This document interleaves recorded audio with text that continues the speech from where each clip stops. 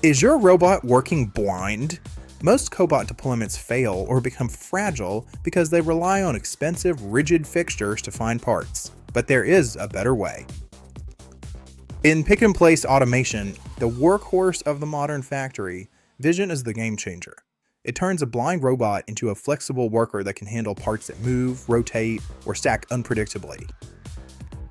We're breaking down the vision spectrum, 2D for flat planes and 2.5D for varying heights. And 3D vision for the holy grail, random bin picking. Remember, 3D isn't just an upgrade, it's a requirement for jumbled parts.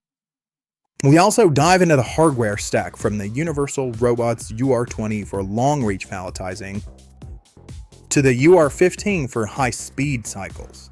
And don't forget the gripper, because as we say, the gripper is half the sell. Stop building fixtures and start giving your robots eyes. Watch our deep dive into 3D vision and cobots to see how to scale ROI. Click the link to watch now.